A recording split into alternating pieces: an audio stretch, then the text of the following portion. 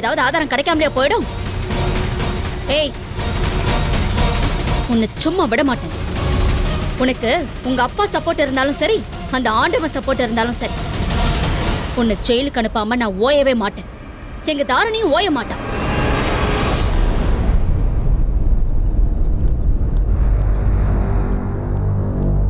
வீட்டுல விடுங்க. சரிம்மா.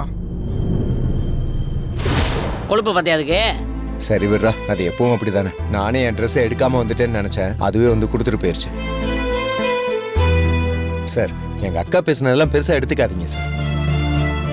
ஹசினி, நீயும் கண்டுக்காதம்மா, அது சரியான கிறுக்குமா. சார், நீங்க சென்னை கிளம்புறீங்கன்னு சொன்னா நீங்க நிம்மதியா போயிட்டு வாங்க சார். ஹாசினியை நாங்க பாத்துக்கிறோம். டேய் வா, கம்மாய்க்கு போ. பேக் உள்ள வைக்க சொல்லு. அப்பா உள்ள வாங்கப்பா. நான் வந்துடுறேன் சார்.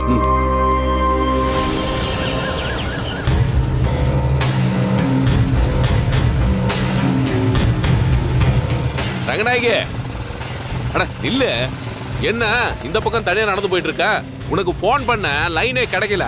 சரி வீட்டுல போய் பார்த்தலான்னு கிளம்பி வந்துட்டு இருந்தேன், வழியிலே உன்னை பார்த்துட்டேன். என்னத்துக்காக ஏன் என்ன காலங்கத்துல தேடி வந்துகிட்டு இருக்கீங்க? நான் எவ்வளவு சந்தோஷமா பேசுறேன், ஏன் இப்படி எரிஞ்சு விழுற? ஒரு நிமிஷம் இரு.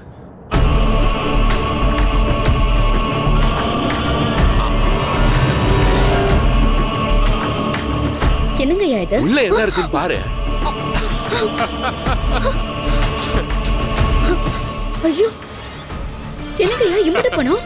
இங்க பாரு, இது முத்துப்பாண்டி நிலத்துக்கு கிடைச்ச அட்வான்ஸ் பணம். அந்த நிலத்தை வாங்கிக்கிறதா நான் ஒரு பார்ட்டியை சொல்லியிருந்தேன்ல, அவர் கொடுத்த அட்வான்ஸ் தான் இது. அந்த நிலத்துக்கான அட்வான்ஸ் இது எப்படிங்கய்யா? நம்ம தான் இன்னும் அந்த பார்ட்டி கிட்ட நிலப்பத்திரத்தை ஒப்படைக்கவே இல்லையே. அந்த பத்திரத்தோட போட்டோவை நீ எனக்கு போன்ல அனுப்பியிருந்தல்ல, அத நான் அவர் போனுக்கு அனுப்பிவிட்டேன். உடனே அவரு அத வச்சு ஈஸி அது இதுன்னு செக் பண்ணிருக்காரு. அந்த நிலத்துக்கு எந்த வில்லங்கமும் இல்ல, அது அருமையான நிலம்னு தெரிஞ்சுக்கிட்டாரு.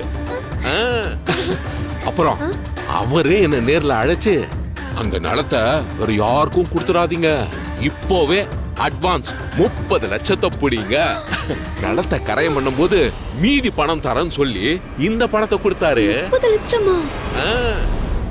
இங்க பாரு ரங்கநாயகி, இந்த பணத்துல இருந்து என் பங்கு 10 லட்சம் ரூபாய் பணத்தை நான் எடுத்துக்கிட்டேன். நீ உன் பங்கு 10 லட்சத்தை எடுத்துக்கோ. மீதி 10 லட்சத்தை உன் தம்பி முத்துப்பாண்டி கிட்ட அட்வான்ஸா 10 லட்சம் கிடைச்சதுன்னு பொய் சொல்லி கொடுத்துரு.